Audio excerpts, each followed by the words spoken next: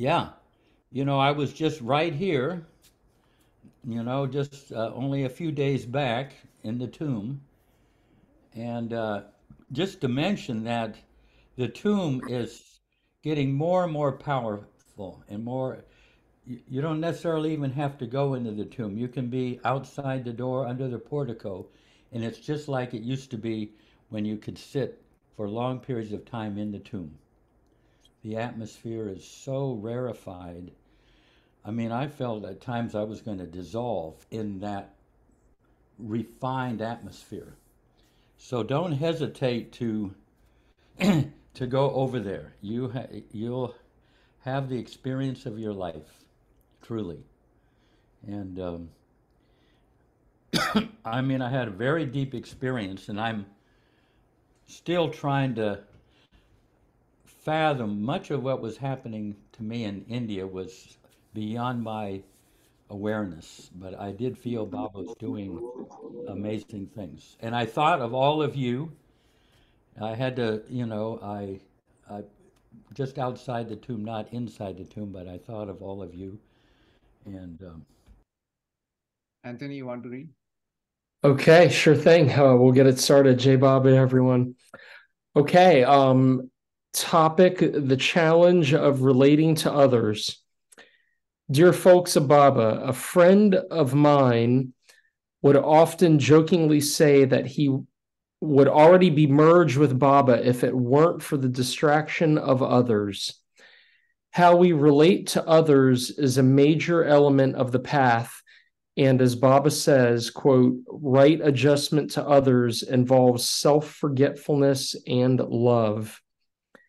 In the latter 1930s, Helen Dahm from Switzerland lived with the Eastern and Western women on the hill at Upper Meherabad and was the one who painted the mural inside Baba's tomb. She was an antisocial type and found it very difficult to live communally with so many other women. One day she complained to Baba, and he explained to her, saying that, quote, the path is through people. People can definitely be disturbing in our lives by bringing up elements in us that we would otherwise not have to face. This is ultimately helpful, but it takes a long time to see that this is really so. For lifetimes, we've been focused on ourselves primarily, but eventually we have to learn to connect with others who are really ourselves in another form, or Baba in disguise. And through connecting with others, our experience of who we are truly expands beyond our little personality self. The Indian saint Ramanamaharshi was once asked what our relationship with others should be. In his thoughtful and quiet manner, he replied, quote, there are no others. It is all really our beloved playing all the roles. Many decades have to pass before this truth is understood. It is love that unlocks the door into finding Baba in others. He once said, quote, all differences between one another are merely superficial and cannot affect the love we feel for each other deep down. Our differences, in other words, often obscure and get in the way of the love we actually have for each other in the present. It is not that our love for others grows, but that the veil of imagined differences begins to lift and we see we have loved each other all along. It is this truth that is backed entirely by our soul. Baba is introducing a completely different paradigm from the way most people in the world view others. What have been the greatest challenges to your loving others, and what methods have you found that help you in this endeavor? For some, prayer is of immense help. Thinking well of others, as Baba has conveyed, goes a long way in overcoming ill feelings, becoming more interested in what makes people tick, a profound curiosity about why they are the way they are, and seeing similar traits in ourselves, Such preoccupations awaken our empathy and compassion for others. And the foremost method eventually becomes putting all differences and conflict with others directly at Baba's feet. Agnes Barron, the caretaker at Mehermount in California, had an ongoing conflict with one of the Baba group heads, complaining to him, quote, Baba, you say we should love everyone. I don't love everyone. What are you going to do about that? Knowing that she had a heart of gold, Baba replied, Agnes, you love everyone. You just don't like everyone. There's hope for all of us. In his love, Jeff.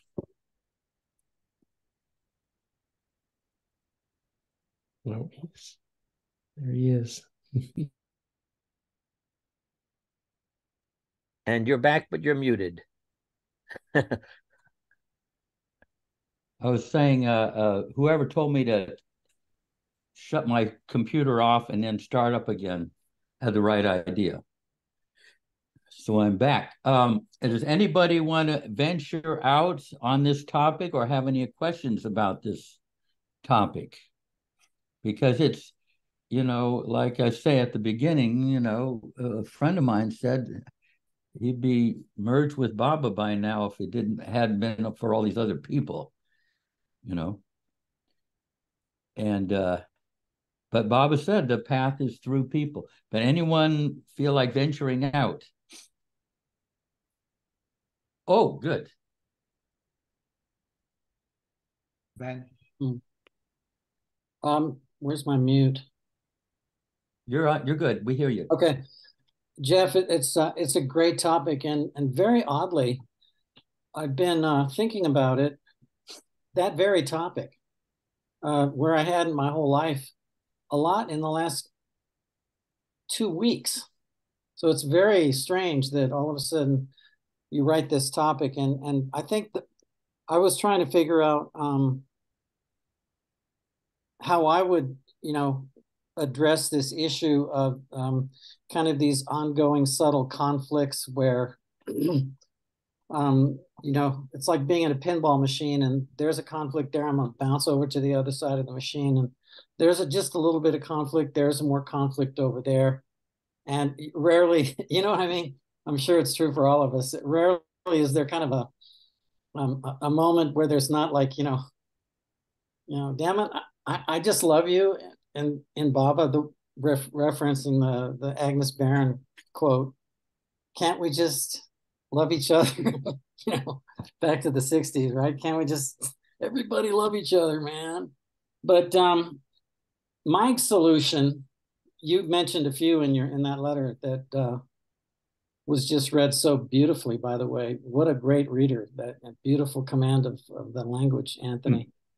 The way it's you his read birthday, so it's beautiful. It was like music. But my thing was that I've been kind of grabbing a hold of the last week or so has been, it's kind of hard to admit. It's like the message is this: hey, Ben, when you're with someone, stop talking. Ironically, here I am talking because I've always been a slave to the importance of what I think I was thinking. I thought what I'm thinking is really cool, and what these other people are thinking looks pretty good, but it's not I'm thinking stuff that needs to be said.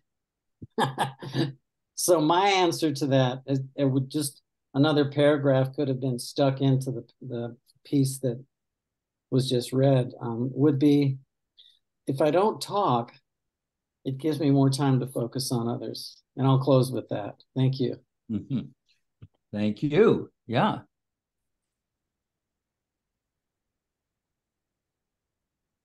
Looks like Tony's up next. I don't know. JC, you may have to turn your volume up a little bit. Okay. Fresh from New York. So I was thinking about, of course, in marriage, there's ample room for this sort of thing to come up and get buttons getting pushed. And it often happens that I don't know.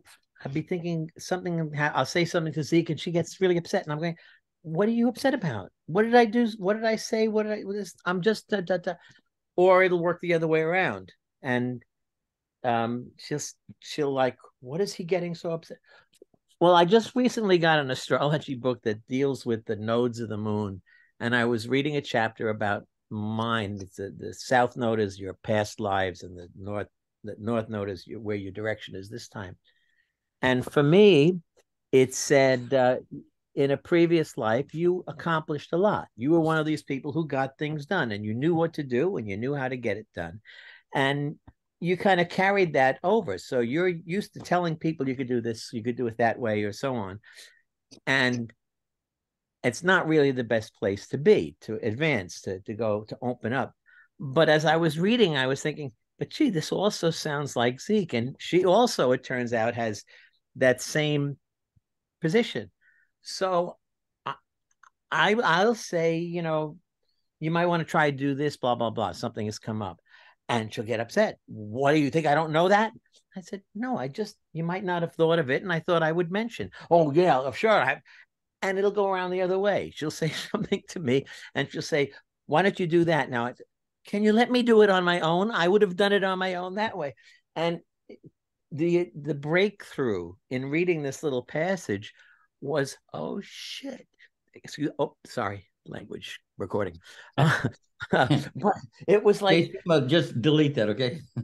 this is a carryover from a time when that's what I did.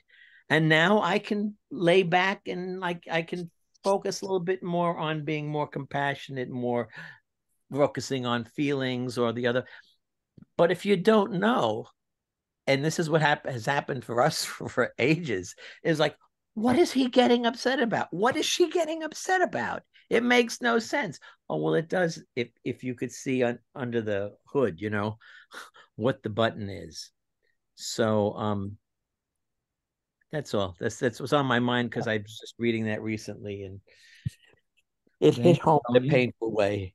That is, yeah, we all know that experience. Young. Rich. Rich, you're muted. Rich, some of us can read lips, but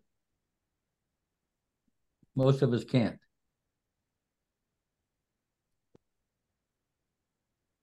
You're still muted, Rich. There you go. No,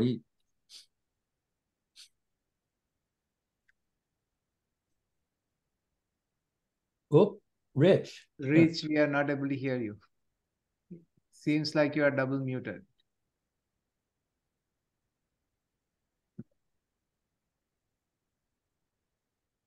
Okay. I wonder if he has his volume way down. Oh, yeah. Your volume may be way down. Or sometimes if you're on Bluetooth. Let Rich figure it out. Is there anyone else that wants to go? Share about, we got Elizabeth. Yeah. Well, actually, I was going to pose a question. So sometimes in life, all of a sudden a friend gets mad at you and it just comes out of the blue. And you don't understand it. So in your experience, how have you approached such things and how have you resolved them over time, if possible, to resolve them? Could you say that again? I got distracted. Okay, so I'm saying that sometimes in life, a friend or different friends might get mad at you and you don't understand why.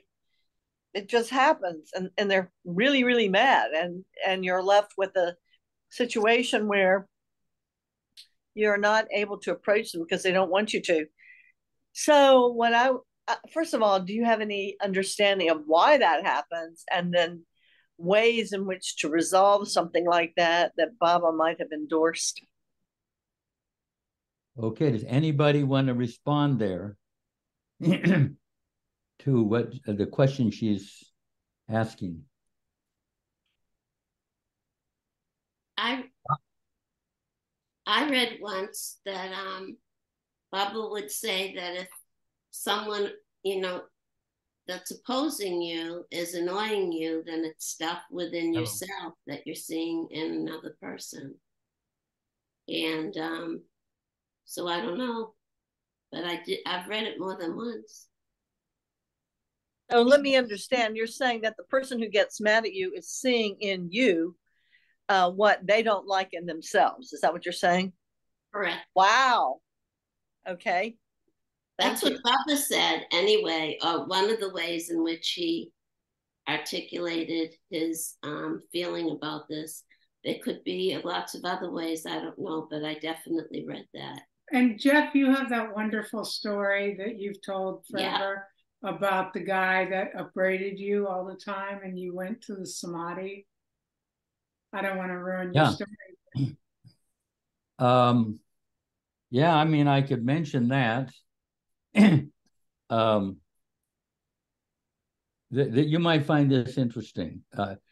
There was one guy who, for decades, was, kind of basically treated me like a second-class citizen, and just and like I just was, I was like nobody, and so it went on, and he was authoritative and bossy and everything like that, and it was very hard. And he didn't want to talk it out. I mean, I didn't mean enough to him to sit down and talk about this. So all these years went by, and then one day, because of some situation, we had to talk about something. He had to talk with me. And so at that point, I used the opportunity to give him some feedback on how his behavior had affected me over the years. It wasn't just me, but other people. And so I was in the process of telling him this, and I could see it was just going in one ear and out the other. And so I decided, okay, I'm just going to talk to his soul. I don't even know what that means, but I decided to shift my camera angle. And so I started talking to him from that. And what I saw, I was looking at him, and it was, Baba says that everyone is within us. And I saw, like, looking at him like a distant planet that I would never have seen in my own being, that I would never see if it were not for this guy. And so, and I also felt like whatever I experience externally is mirroring something in myself. But it was really hard because I was so different from this person. This person was impersonal and all that. So anyway, I gave my spiel. It went in, it didn't make any effect. And so 3 weeks later, I'm on my way to India. And I was honest with him, and I was straightforward, so I wasn't preoccupied with this. But then some days later, I was in the tomb, and I was sitting there. There was just a couple of us there. And Baba, I see the scene of this guy and myself flash by. And Baba flashes this in a millisecond, a whole discourse. And this is what Baba said to me. He said, take my word for it, 100%, not in this lifetime, but in the past, you were just like him.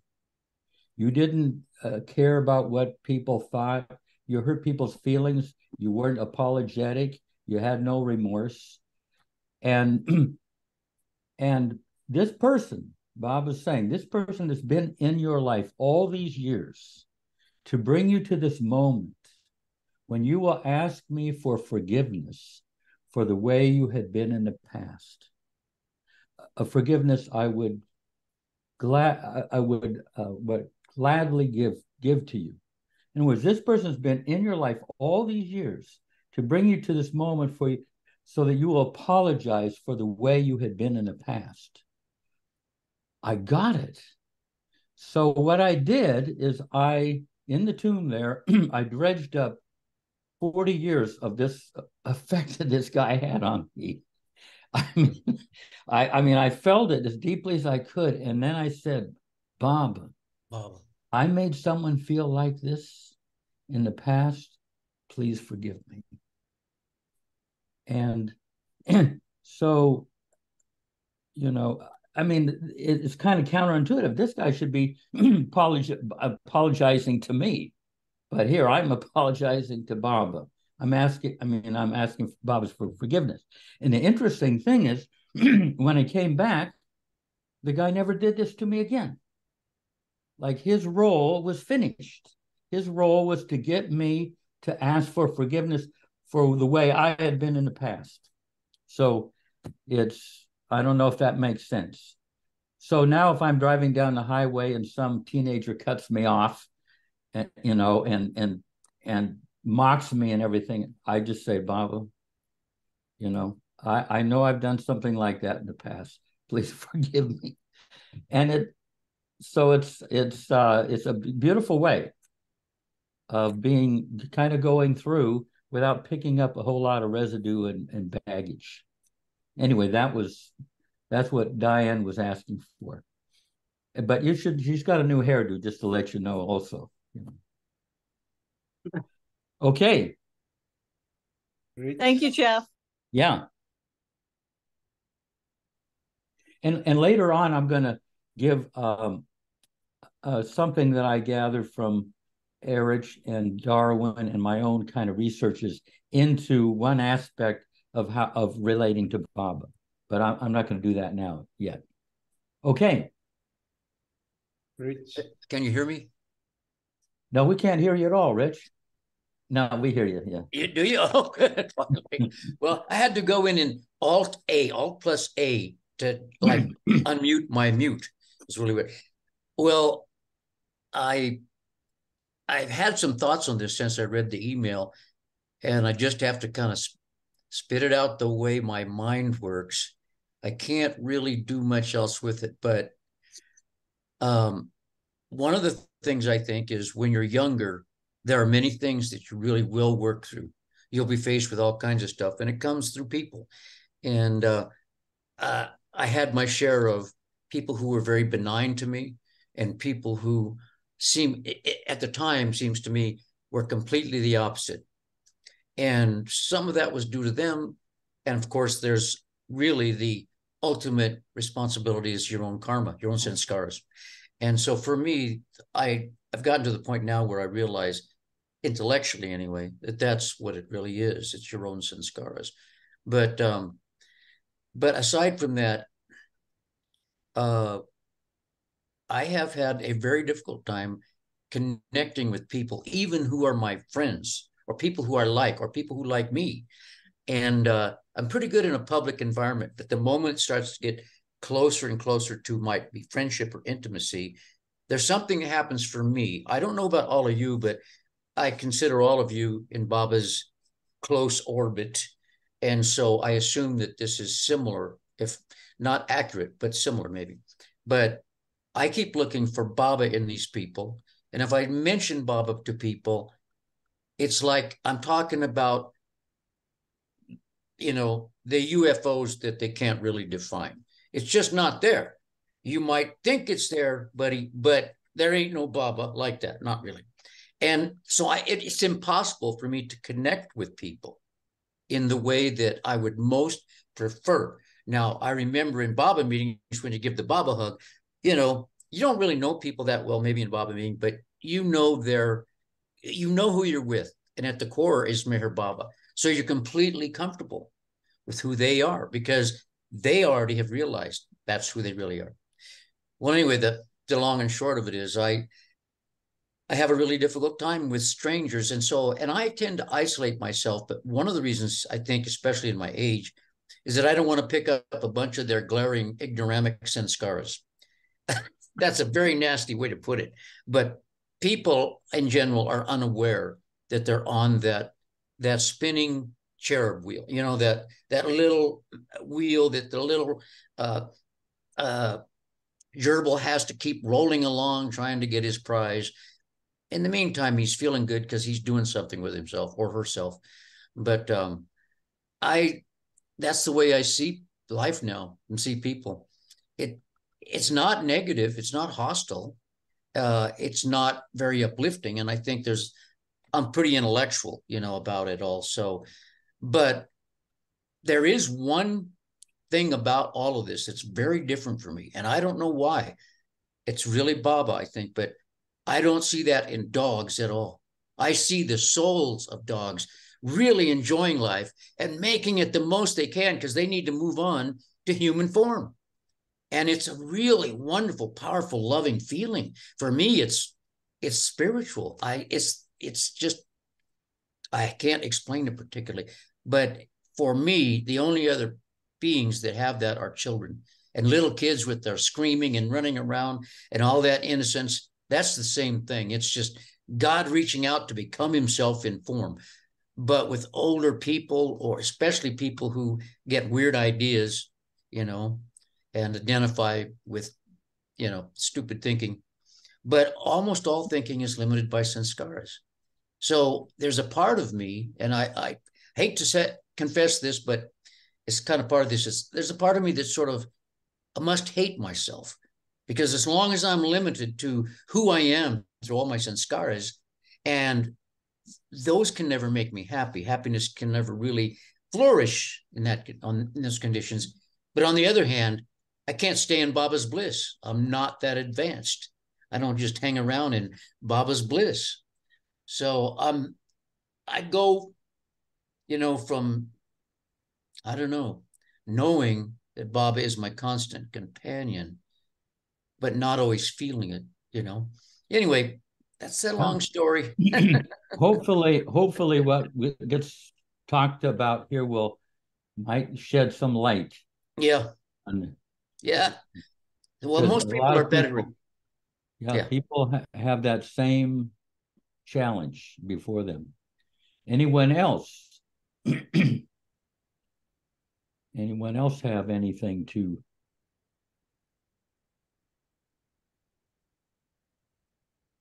No hurry.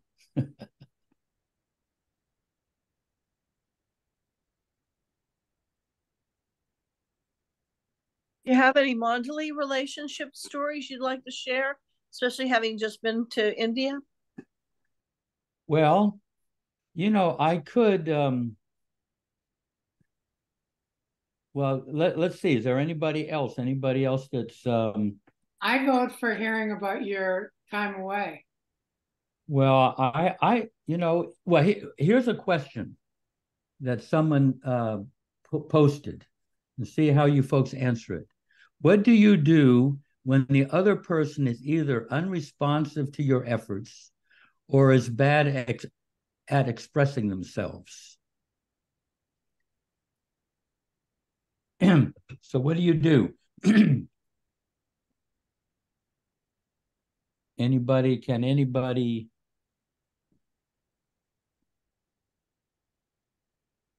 come forward with, Anthony. Okay, I'll try to Jeff, say that one more time just so I make sure I've got good clarity on what you had said. Like when the other person's kind of unreceptive to our efforts to kind of reach out and smooth things out. Yeah. What do you do when the other person is either unresponsive to your efforts at reaching out or is bad at expressing themselves? Yeah, I mean, I'm thinking of one person in particular that I've kind of clashed with for a lot of years in our spiritual community around Gainesville here. And it's difficult, you know, because I feel that disharmony there. And I don't know, I think it's just changed a lot over the years. I think for a certain amount of time, I kind of felt responsible and felt the burden to keep trying to reach out and establish a connection and some rapport. And it just seems like every time we'd go to talk, everything just gets messed up. Like no matter what I say, it gets interpreted the wrong way, and it just turns into this awkward mess. And like I would just keep trying to reach out, just thinking like, yeah, if I'm a little more cheerful, or if I word this nicely, then we'll be friends and hit it off. And it just, I don't know, it's such this mess all the time. And then I would go through periods where I was like, okay, well, I'm not going to carry the burden anymore of reaching out. And then, stuff would just be silent around us for months on end. And then it would feel like that was even more uncomfortable to not reach out at all. I don't know. I don't really feel like I have a definite answer to it. I feel like I try to balance not feeling the burden, like I need to be the one to smooth this out. And I also try to not be on that other extreme of like, oh, well, I'm not going to reach out at all or ever talk to him. I try to just be natural. And if this person happens to walk in front of me, or, we find each other in each other's orbit, I'll say a couple of words, and then it'll usually go bad. And then I'll just kind of say, okay, and just walk away at that point. But it's weird. It seems like these things just never get smoothed out totally. It's like you just do what you can, and it's just kind of always a mess. And I guess I'm just getting to the point where I accept that it's just going to be like that sometimes with some people. And I don't know. I don't know if that clarifies anything. Yeah, no, it is. It's having to live with things unresolved is probably part of the spiritual path. Just it's like a picture on the wall that's cockeyed and it's too high up and you can't really change it. You just have to live with it. But anyway, hey, so Deneen lives just north of the center. Yes, can you hear me? Yeah, yeah. Okay, good. Okay. I was just sitting with that question, the first one about what do you do when someone is not communicative, and then it kind of got added to by Anthony, I think, about when you feel like you need to keep reaching out. And I have some thoughts on it, and I want to say them. I'm praying that I can say them well. The non-communicative person, I think it depends on how close they are to you. If it's somebody that's an acquaintance, if it's somebody at work, if it's somebody, that's a neighbor, or someone that you just don't get along with, I think that energetically can be a little bit easier to deal with. And that's the place where it's, and also someone closer with us is the place of acceptance. I think it's part of our own wound when we keep trying to make something happen that can't happen. And that's our wound. We're wanting a different result from something where there's no shift that's going to take place, and we keep going back and we're battering ourselves. And I think that is where, for me, I call in Baba to remind me that it's his work, not mine. I'm giving myself a role. I'm giving myself a job that he hasn't given me. If I can't make a change happen, it's not for me to change. It's for myself to change. I have to ask myself, how can I be as loving? Love sometimes means being loving to myself, like not forcing myself to be a nail that's going to get hit over the head. When I can't shift it and I have to relate to this person, I do so as respectfully as possible, knowing that they are who they are. And that I've just said earlier that they're a mirror of all humanity, and that I love what you said, Jeff. And I really have to try to work with that practice, which you said, which is that I'm I was that person. That's a whole nother level that I haven't gotten to. But I need to work with that I may have been that person and I have done all those things that they're doing. I love that because that takes it to a level of, well, if I'm going to love me, I have to love them too, where they are. And that's what Baba calls us to do anyway. I don't know. I think that's all I have to say for now. There might be more thoughts. There might be more deeper thoughts than that, but that's more of a psychological level. I don't know how spiritual I got with that, but no, that was beautiful. That was beautifully said. You said what we might fumblingly try to say. You said it. And and you know, the one thing that when I told that story about being in the tomb, one thing is that it's really a very compassionate system. We are all really helping each other, even though it seems like we're disturbing each other. But we are really, it's all, you know, we're mirroring each other and we're bringing out things in others, in ourselves. Things get brought up in us that we need to face anyway. And so it's, in the end, in the end, when we're realized, we'll say, wow, that was a beautiful piece of architecture. Anyway. You just made me think of something else, if you don't mind, which is that we think we need to change the other person, but the problem is sometimes with our desire to change someone else.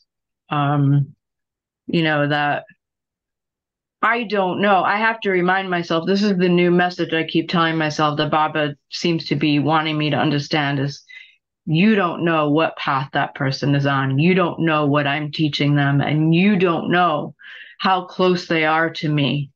You have no idea what it, in the quiet of their heart, whatever, no matter how they seem to be on a path or not on a path, you don't know how I'm working with that person. So stop judging and stop trying to be me. That's the message I keep reminding myself of. So that's the last thing I want to say. Thank you. Yeah, really beautifully said. My God. Okay, there's somebody's forehead over there in the upper left corner. Elizabeth.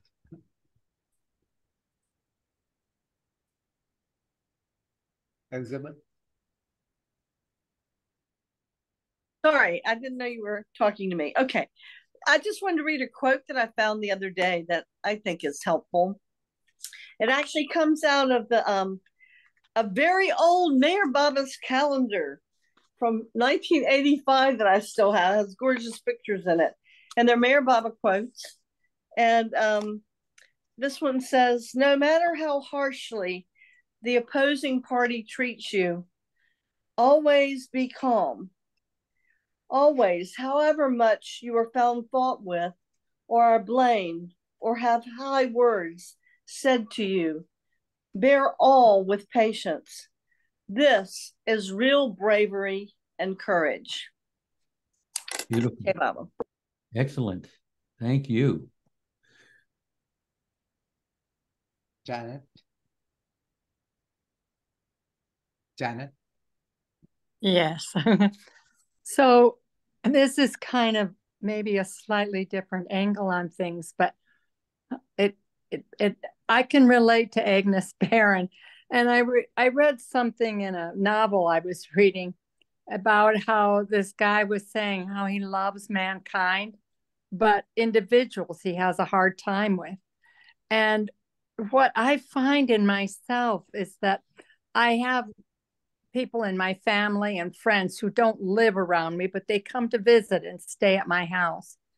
And I can be really generous with my time and everything for a few days and, you know, give of myself. And then I get really exhausted and resentful. And I mean, I know I try saying something, but it doesn't work very well.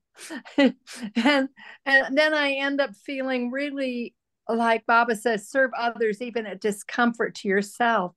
And I think of that, but I what happens when I'm an introvert and need to replenish by myself.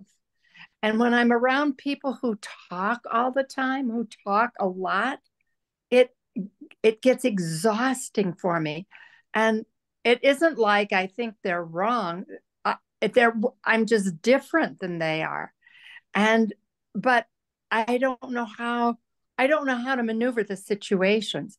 And as soon as they go, then I get along great with them again and love talking to them on the phone, where I can then hang up and have my own life. But I'm not sure how to process this in a way that I feel like would please Baba. So I guess that's an ask for help there. Yeah, anyone can respond to what Jan, any method or something that you do when you're faced with something that Janet's dealing with. Or we can have that out on the table.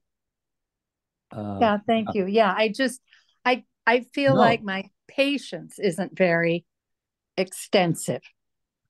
Yeah, no, I mean, especially with your nature, liking a little more privacy, and you're flooded with a house full of people. Or just even one person who stays for a longer period of time. Yeah. And expects a lot of interaction. Yeah, you can send them over to, Nasreen and Mahmoud's place, for a couple of weeks. No. Okay. I have something that might cover that a little bit, but after we go through the next lineup here. Ruth. Jay Baba. Yeah. I just had a couple of thoughts. I liked everything that's been said. I think I also would like people to be like I want them to be. So I think the first thing for me is to accept people as they are, if I can, life on life's terms. Whatever's coming to me is what is supposed to be coming to me. Baba's bringing me what I need, if that makes any sense. And then if I, and I have, God knows, in my work life, I had more interactions that were abrasive with people than I even want to think about. And it was really important because I knew that my work life was my spiritual path because it was so dang hard. So one of the things I had to think about was, for instance, I worked at a hospital. I had a cardiology fellow who just hated me from the minute he saw me, it seemed. And he finally they let him go finally because he was so rude to me. But anyway, the deal was I had to really look deeply into myself to see what was my piece in it. And I was not a clean person in the whole thing. I had pieces there that I would put out towards him, or that I had put out towards him before I could see what was coming at me and wanted it to stop. So I had a piece of it, and I had to get really honest with myself. And that's painful shit. I don't like to know how, that I've done something that would precipitate. Maybe today I'm a little bit slower to do that kind of stuff, I hope. So I do have to look at my piece in it. The other thing also is I had a friend in another situation at work. I was talking to a good friend and telling him all about who shot Jack and why and how I was always up against the wall and all this interactive crazy stuff. And he said, Ruth, just take football out of the game. He said, all you got to do is remove the football. You're the football. Just take yourself out of the game. There won't be any game anymore. So I had to walk away and think about that a bit, and it made great sense. Great sense. I had to stop being so invested, take my hands off it, let it go. And so there was no football to throw up and down the field, and they just got tired. So that diffused that situation. And then I think the Jeff, certainly what you brought up was one of the better ones I had as well. I had another situation, another coworker interaction. It was just awful. It was so intense that I went to the center in July, which, in my older years, I didn't want to do. It was too hot, but I had to go. It was like the devil was chasing me down the road. And I got there, and it was Silence Day, so I couldn't talk to anybody. But across the room, I saw an old friend. So we made a little silent gesture. We met the next day and we sat on the front porch at the refectory, and I spilled out all my crazy talk and how awful and how they were hating me and all this stuff. And then when we got all done, she looked at me and she said, did you ever think that maybe you were her mother in a previous life and you wouldn't leave her alone? So that was it. That was my answer. I drove home thinking, yes. Well, now doesn't that make perfect sense? And just as Jeff had I had the same experience. When I got back, this woman was no longer into my stuff. Oh, good. Yeah, well, I looked at her like, I'm sorry, honey, I must have been a real pain in your neck. So, yeah, I think just understanding that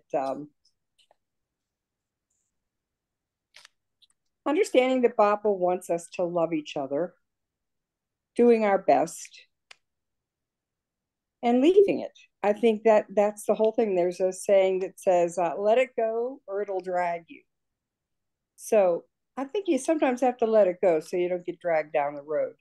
And the only way you do that is to, as it said at the end of that letter, just leave it at his feet. Thanks. Good. Thanks, Ruthie. That was wonderful. Great examples. even though the examples are at your expense. Okay. Oh, is that me? I think the next one up was Gail, but she okay. Gail can go. Ladies first. I think she's not. Gail, she might be away. Go ahead, Peter. Yeah. Okay. Let me go first because I'm out with Kippy doing her business. Okay. Sorry. Yeah. All right. Anyway, welcome back, Jeff. That's number one. Number two, can you, as you were going through your description, I was a little busy, and I think based on my job and the people I've been dealing with, my mind was going in several different directions with answers. Could you restate your question again, or was it, how do we deal with people when we're trying to communicate and they're not communicative, when they don't give us a good playback? Yeah, what do you do when the other person is either unresponsive to your efforts at connecting or is bad at expressing themselves? So what do you do when you make these efforts from your side and you're not getting much responsiveness from them? Right. It's bringing up many different occurrences for me, because in my job, which the bottom line is observe and report, and oftentimes we have to confront people. And there was many times I had to do this, but just recently there was a guy on a property, and what I saw was odd. It was just odd.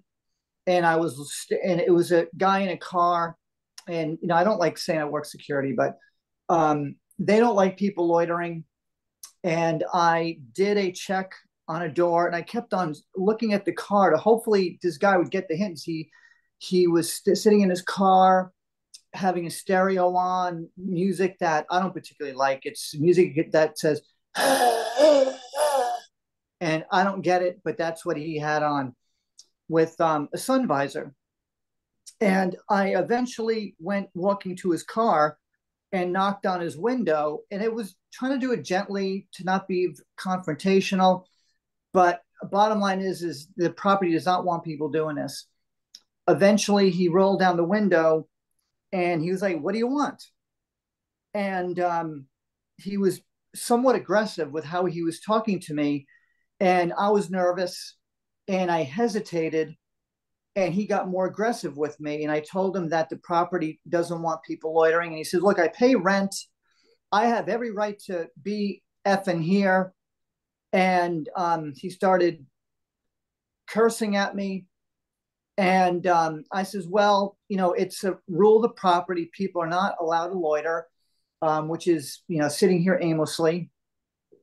And at one point, he was starting to call me names. And I started to say, all right, this guy does not want to listen to me. I'm being nice, and he's not listening to me. And I just got my camera, my phone, my work phone, went to the back. I just started taking pictures of his vehicle because I don't need to take this kind of abuse. That's one thing I know from the job. And he got out of the car, says, I'm going to F you up. You're a this, you're a rent-a-cop, you're this, you're that. Just call me all kind of names. This, oh, so now you're going to go to character assassination. And the bottom line is something I remember from a property, or from the prayer of St. Francis, I think it is try to understand rather than be understood. So I can't force this guy to understand me. And oftentimes, if I think I'm going to be in a tough situation, I learn the power of asking questions, like asking questions to someone rather than trying to tell them what to do, which seldom works. Ask them questions.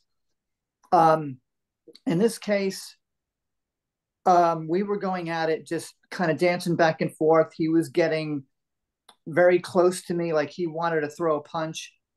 And I took a picture of him so the property would know who it is or can get it. And then the bottom line was, since he was not going to communicate, since he seemed like he was out of control, it was my time just to walk away. So oftentimes, if I find people cannot communicate, walk away. And I did so. And on the front of my SUV, we have a camera. So I wanted to, in a way, stir the pot a little bit and go back up there and with the camera on to see if I can get evidence of this guy being aggressive in the camera, which didn't happen. But yeah, it has to do with also my job is observe and report. So if I am talking to someone civilly and they are drunk sometimes and they can't communicate, or let's just say they are Spanish speaking and they don't understand English, and I'm trying to communicate with people, I'm getting frustrated. Sometimes it's just observe and report what happened. And I'll go like this, all right, take care now, and do the old Baba symbol, take care, namaste, and walk away. Because again, I'm powerless over them. The bottom line is observe and report. But a thing that kind of is I don't want to say an albatross with being a Baba lover, is that he wants me to do a good job. He wants me to be thorough with what I'm doing. So oftentimes, instead of copping out, be more particular to detail at the end of it. But I'll throw this other one in. Sometimes when I have a tough time communicating with someone that was Spanish speaking, I thought to myself, how important is it? How important is it that I communicate with this person? It's really not. It's not that damn important. Bye, have a nice day. And I just left like that. And I saw him go in a neighboring unit to say he did live here, but he didn't communicate that well to me. So I think those are just some examples that I have. Some of it when it comes to Meherabad is stand my grounds. I have a job to do, get whatever kind of detail, know my job the best I can. Anyway, I have the divine gag order that just kicked in, so I'll pass with that. Thank you. Okay, yeah, thanks. Very descriptive. And sorry you have to kind of deal with that type of thing, but we all get things like that sometimes. Impossible people. Yeah. Gail? I think he's saying Gail. Yes. My best friend of a little over 30 years, last September, just got really mad with me, and it was like a breakup. I mean, it was she's somebody that I've done holidays with. My kids and I have done holidays with her family for years and years. And I just was very puzzling. I just wasn't sure what was going on. But she had several really life changes in her life. So maybe it just landed on me. I'm not sure. But I mean, some big things. Her husband died and some things happened. But every once in a while, I guess it was kind of like casting a fishing rod. I would, sort of reach out and nothing, nothing happened. So this past, probably about a year later, I invited her to go to our favorite Indian restaurant, which is just amazing in Cary, North Carolina. And it took 2 or 3 tries for us to get it right, for it actually to happen. But we did have lunch, and then we went to a movie after that, and then we went to Chapel Hill and took my son out to dinner. And now we're having Thanksgiving again. So I just persevered, I guess. Some of you know this story, but I guess I just hung in there and kept thinking, surely something will change here. And I'm very happy to be making all kinds of things on Wednesday to take over Thursday. And so I'm happy to say we're back together. Good. Yeah. I mean, hey, one thing, let me kind of chime in something here myself. Something, it's a particular approach, and I know Richard has already gone, but I'll see if I can explain this. It's a particular way of relating to people that I gathered, with the help of Darwin and the Mondale. And like Darwin Shaw, some of you may not know is Darwin Shaw. He would sometimes, he would drop hints about the inner life, and we would be there like seismographs, trying to pick up any little tremor and everything. And here's one thing that he used to say, and then he would say things, and then maybe a decade later or 2 decades later, I'd kind of realize, oh, this is what he was talking about. I get the experience of it. So anyway, he would convey this, and it's kind of framing this whole thing of others. He would say that because Baba is in us, we are really embodiments of divine love. we are all, it's not like we're going to be embodiments of divine love in the future. We are right now. We are really, this is Darwin, we're emanating the love to everyone and everything. But by the time it goes through our layers of our ego and everything, this ocean of divine love that's striking us, by the time it goes through, it comes out through our selfishness and personality, comes out as just like a little stream, or maybe at best a river. So what happens? What happened to all this love that is striking us right now? And so I wrote a poem one time because I had a vision, kind of a comic vision, back in the old Pilgrim Center that had to do with this. But, like I say, we have the love right now, but it just gets distorted as it's going through the heart. Our heart gets shut down in various ways. But here's the thing I wrote. It's called A Few Miserly Drops. The beloved once revealed that every moment the infinite ocean of divine love crashes against our soul. But by the time it passes through us, what emerges is a mere rivulet, or at most a river. Imagine that. Every moment the ocean reduced to a small stream. With his lively humor, the beloved illustrated this for me. And this is the kind of I had a little vision, a kind of comic vision, and this is it. A man is seated in a chair with powerful ocean waves striking against him from behind. In front, the man has his hand on a small spigot from which he offers this thirsty world only a few miserly drops. What became of the stupendous ocean, and why is so little offered to others? Almost all of this abundant love is siphoned off and used to protect and promote ourself. With saints and mystics, the divine ocean passes through them with little obstruction. That is how they can instantly fill a whole room, a huge auditorium, or even an entire countryside with pure love. And I mean, I felt, and you probably did too, the mandali, that love, Baba's love was able to come through them without all of the obstructions.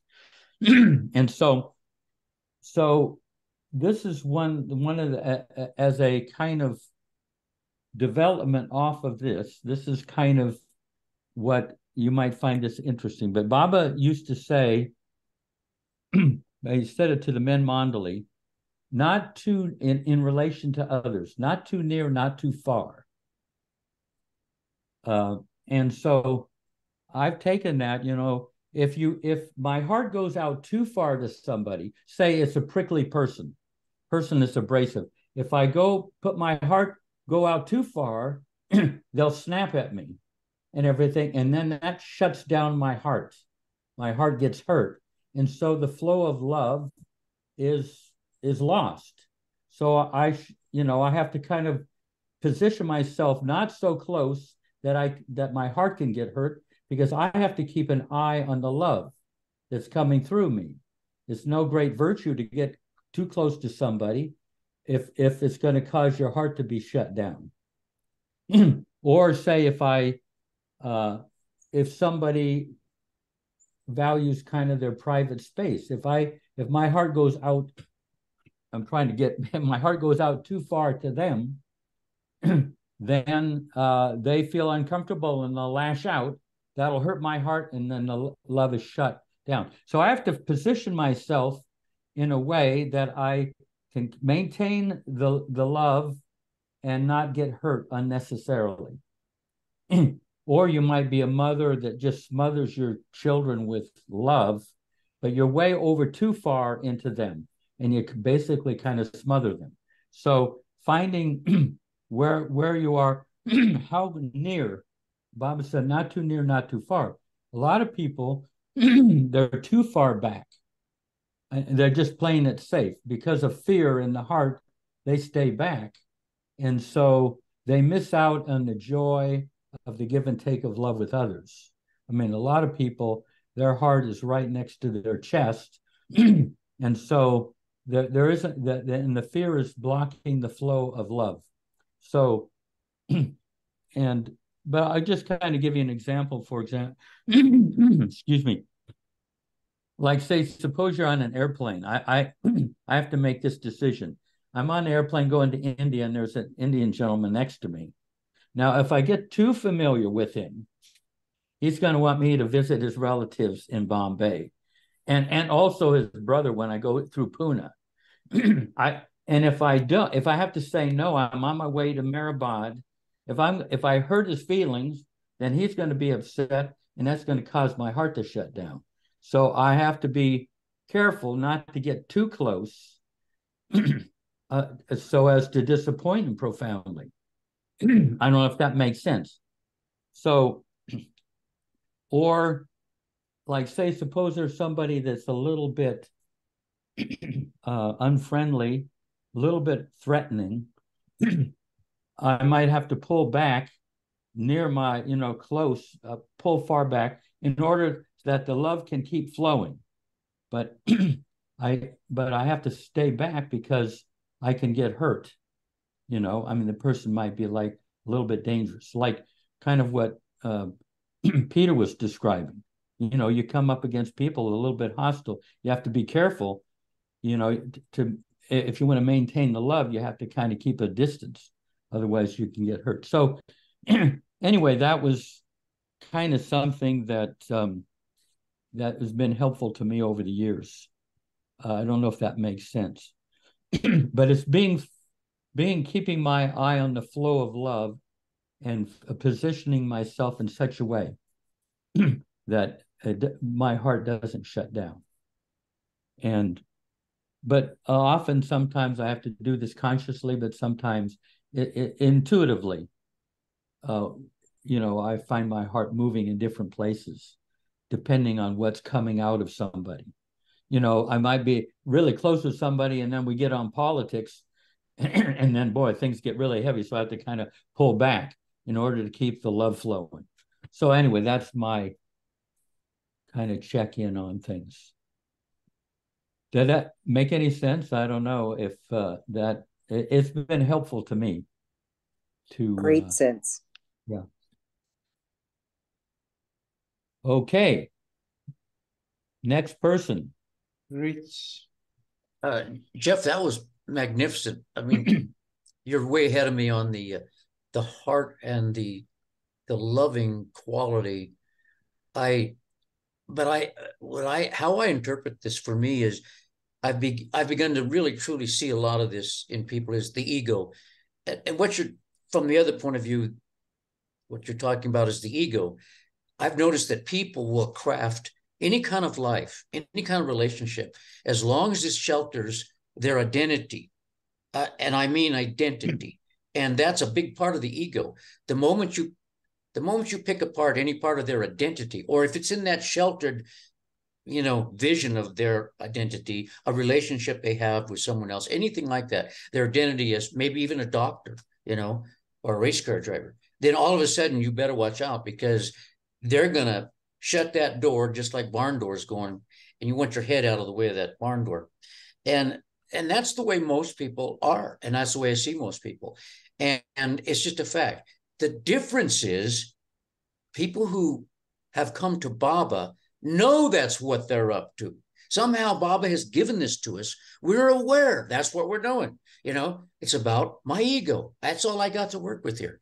You know, I can't wear your glasses, Jeff, because it'll screw up my seeing. But if I put my glasses on, then I can see. And so we don't need to share eyeglasses, but that's who the avatar is, the only one. He's the one. That's who we all are, the avatar consciousness. Most people, and Baba says this very clearly, are not aware of that. They're not. So what you said, Jeff, is so articulate about the way we try to approach loving. But I have a little example. I have two friends across the street. They're magnificent people. They're really good human beings. They're very smart, very thoughtful.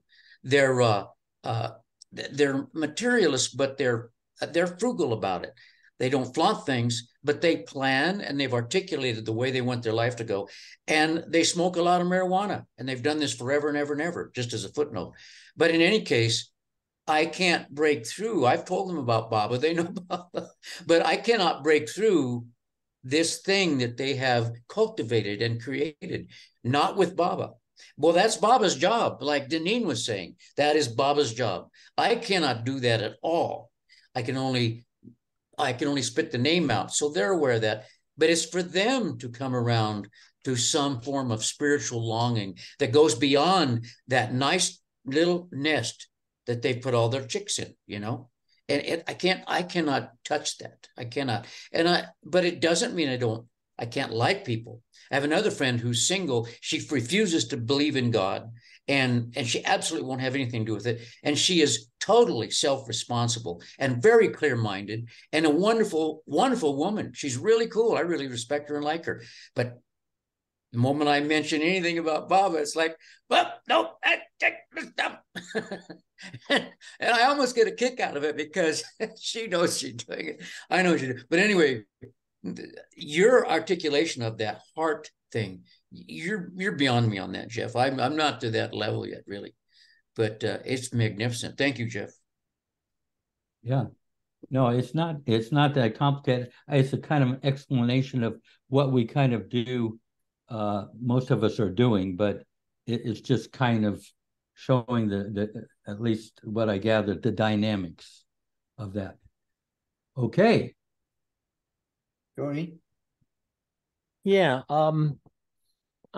I guess I'm back in because I was thinking of sharing something else, and then Deneen sort of hit on some of those things that I was thinking of talking about. I just want to say, when your buttons are pushed, or say to the other person's buttons are pushed, and it creates a situation where it's either they're saying something or they're not saying something, but it's as soon as I know, and it takes some grace from Baba to have the awareness that I need to keep this going because I need to fix the situation. It's like, oh, we're not dealing with that person's issues anymore. I'm dealing with my own issues, whatever it is in me that has been triggered by this and feels the need to respond to it. And which also, one of the things that Peter said hit the mark on that, which is you don't have to say anything. And again, if there's sufficient grace in the air, I will realize anything I say is me trying to change something outside of me so I don't have to take a good look at what is it that's bothering me about this? Why am I bothered about this? And you don't always have to say something. And I feel grateful when those moments of awareness come. I think there's some grace in that, because otherwise you just go down a rabbit hole and nothing gets resolved. That's all I want to do. Thank you. Well, let's make maybe Elizabeth check in last because it's getting kind of late here on the East Coast, unless somebody has, I mean, we can extend, but go ahead. So this was responding to Janet a while back. I was just waiting till other people had a chance to say anything. But one of the things that if I were in that situation, I would just not have people come stay as long. I would set boundaries. In other words, love myself enough to know what I could tolerate and then not expect myself to do more than that.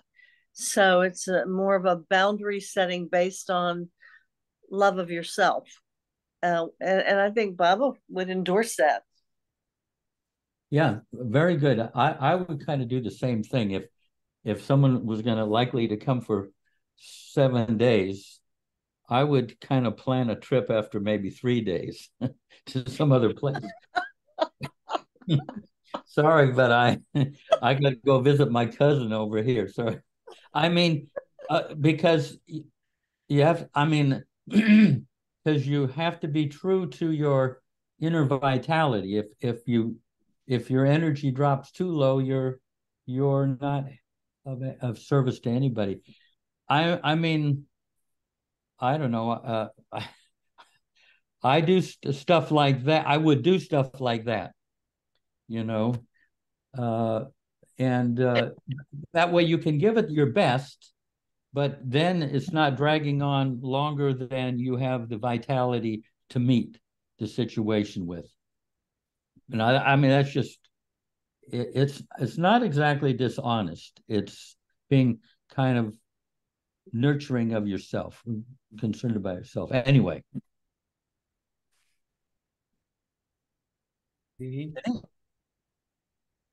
I think you can also just communicate with your guest, before what the parameters of the visit will be, that you're going to take some time to come and go as they come and go, and you're going to take moments in silence, and you have every right to do that, even if someone is visiting you, to communicate what your needs are in their visit, Sometimes if it's your daughter, it might not be that easy. Mm-hmm. I mean, you can. But well, I think you still can, but yeah. Or your sister. Or your sister. I'm telling you. Yeah, but it's worth thinking about. But I think Yeah. what's better, Jeff, is what you said, is not too near and not too far. I open up and I just pour it out, and then I get drained. And so if I stayed farther from the didn't like cook all the meals and get all the groceries, and I just stayed a little more remote and not closed but remote, and that is more of a reasonable option for with relatives, because yeah. Yeah, sometimes when you feel your energy starting to tank, then your love is going to get impaired. So pulling back a little bit so that your well can fill up a little bit. So it's keeping an eye on the flow of love. So I think that's honoring the divine within when you take care of yourself that way. Yeah, And exactly. everybody is different, and everybody has their different levels. And I'm hoping, Janet, you don't feel guilty about any of this, because you really shouldn't. You're just taking care of yourself. And I shouldn't be doing shoulds, but anyway. Yeah. Yeah. Oh yeah, I feel plenty guilty. Don't worry. I have that one down. I have that one down pat. That's one of my big talents. Hey, so let's does anybody have a final Baba quote that or let's see. I have a good one. Okay, good. Let's have so Tony will read one, and let's have a few moments of silence afterwards. Yeah. This is from the God Seeker, the Minu Karas's diaries. I was going for a medical procedure, and I was really nervous about it, and for a lot of reasons. And we thought about you in the tomb too. Thank you. Yeah. Yes, Baba has been giving me a lot of attention. But we're driving to the hospital to have this procedure, which didn't happen. Baba intervened and prevented it, and it would have been horrible if it had gone through, so that was good. But on the way there, I came across this quote. And he says, Minu says, went by cycle after the hockey match. Baba, was in the room. I went and sat by his side. At once, in continuation of the last visit, he said, sometimes the sun is liked by us.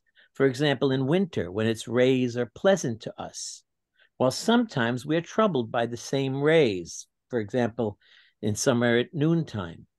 So we then put on a hat to protect ourselves. Similarly, when the mind is troubled, put on the hat of coolness, and everything will be okay. And suddenly I found myself thinking of Happy Days, the old TV series with Fonzie, Arthur Fonzarelli, and my wife was saying the same thing. And I suddenly thought, okay, I'm going to put on my hat of coolness. And now I've got my hat of coolness going into this procedure. And it was wonderful advice from Baba that got me through the whole thing. Put on the hat of coolness. Yeah, beautiful. Yeah. So let's have a few moments of silence. And, if there's any last pocket change, don't hesitate, okay?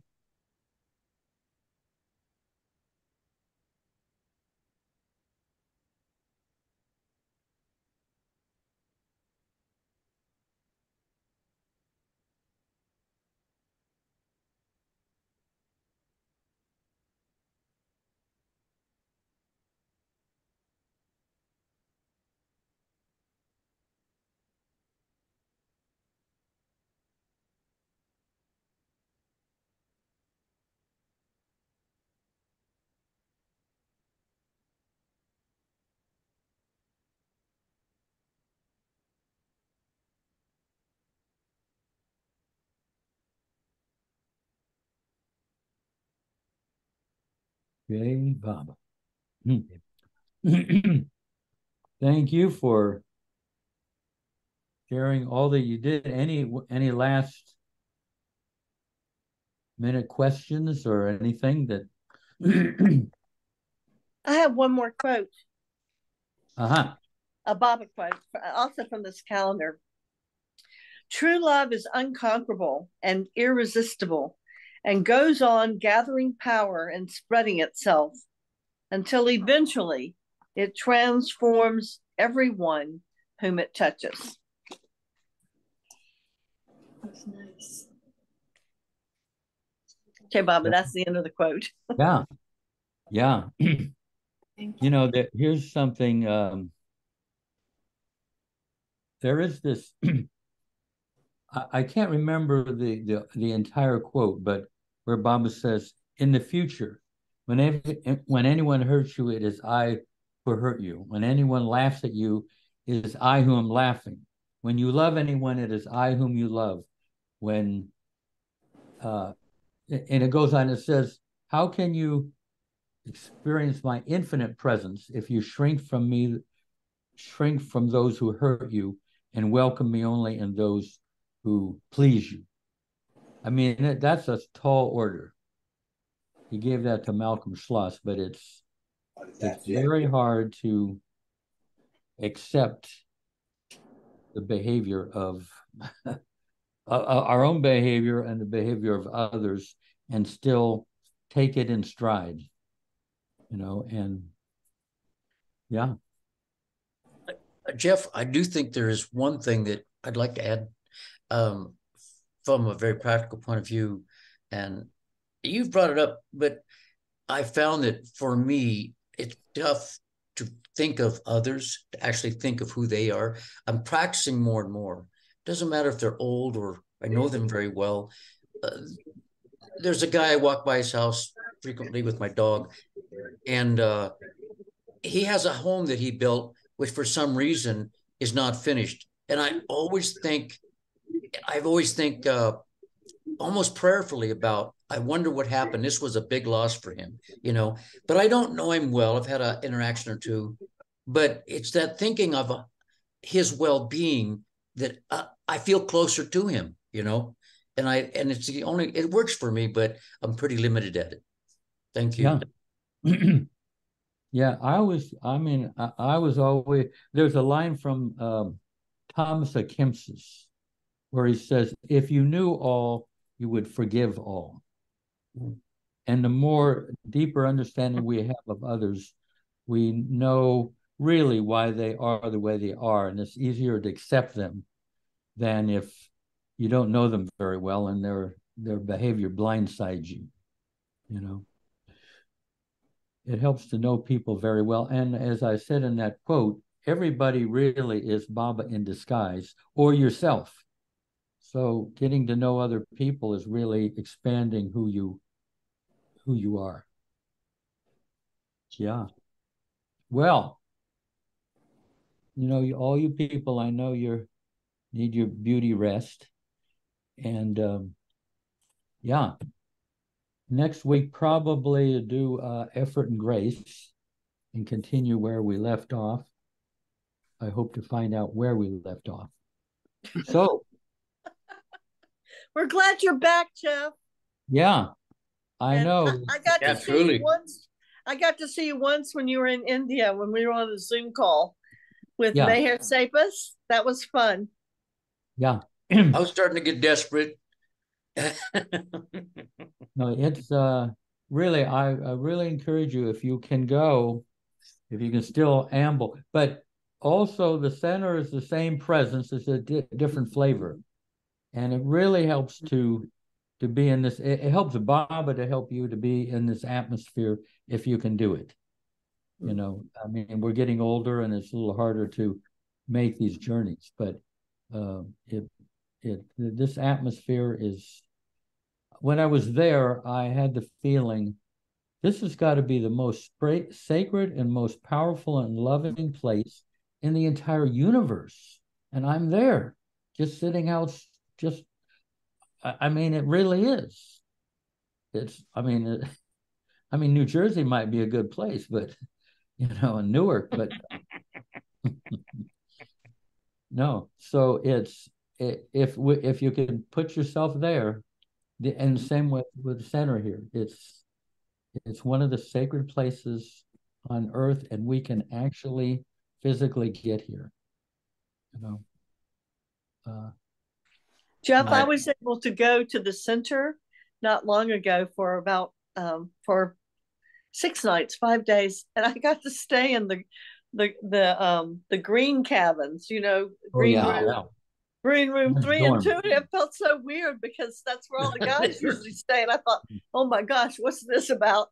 You know, historically, you know, but I really liked it because it felt like a straight line from the lagoon cabin to that particular cabin. Yeah. Lantern also, lantern. Yeah. No, it's you were in the locker room, the guys' locker room, but it's good. That's right. I probably shouldn't say that. It really did, but I got used to it. That's what it is. It was really strange, I must admit. It's different. Yeah. It was, but you know, the little room I was in was so cozy.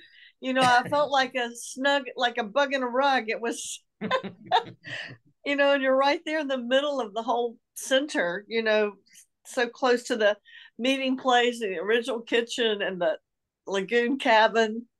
And of course, the parking lot if you need to get away. Yeah. It's so beautiful that Baba in this Advent made this all available to us. You know, I don't know. I mean, we actually have a place we can wake up in his atmosphere. And I don't know if that happened, and it definitely didn't happen in the time of Jesus or Muhammad, you know. So we're very fortunate. Well, folks, I better go. Nice to meet you, Dina. Baba. Yeah. Yeah. Thank you for. Thank you. Feel free. You're what you shared is right with insight and from the heart. Yum.